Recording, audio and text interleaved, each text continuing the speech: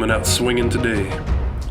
If you're avoiding Final Fantasy VII Remake Part 2 spoilers, then you're in the wrong place. Just get out of here.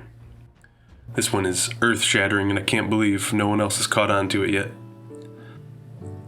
This video is all about Jessie and how they're going to use her in Part 2. At this point, everyone's already saying we're going to see Jessie in Part 2 at Gold Saucer, and I would agree.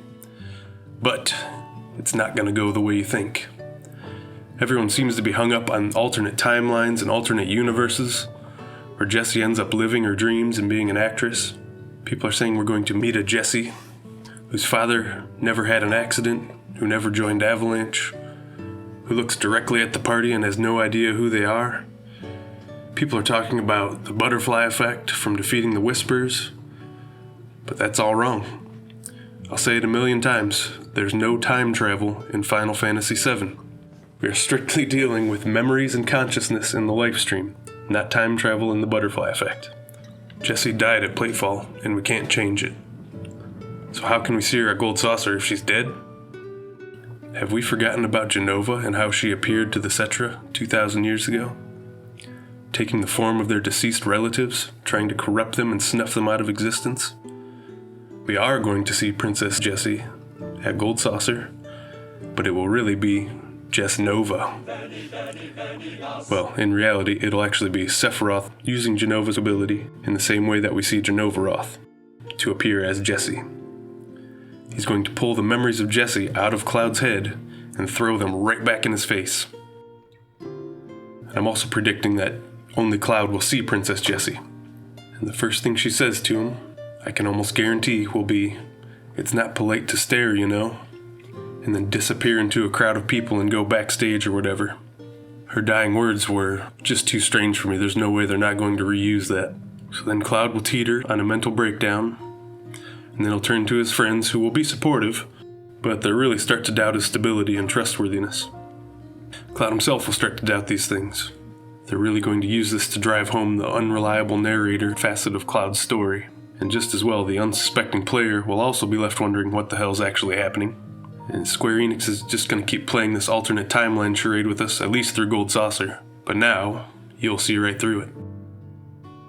I may also be so bold as to take this theory a step further. I think we'll be fighting Jenova at Gold Saucer, and they'll use it as a cop-out instead of doing the whole mass murder scene. Now hear me out. Cloud's going to go to the gang and tell them he saw Princess Jessie, and they'll try to track her down to, figure out if he's crazy or not.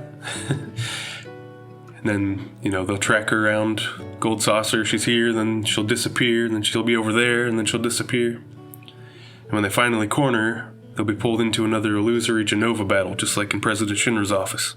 And when they come back to the real world, they'll realize they were in Dio's trophy room the whole time, and they absolutely trashed the place. Dio will show up and arrest them and send them to Coral Prison, just like in the OG. And they can use this to bypass the whole ugly mass murder scene at Battle Square and still arrive at the same result.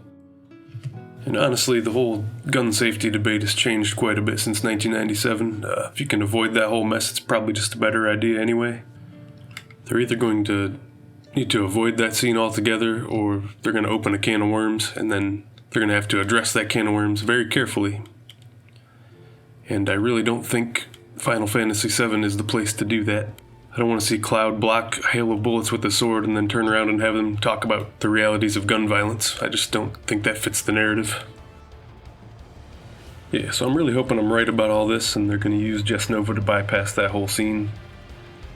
Let's just assume I am correct and that Jesnova shows up at Gold Saucer. How do you think it would play out?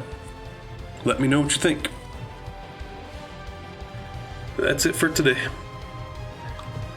Why don't you go ahead and hit me with a like and check out my other videos, and I will see you next time. Later.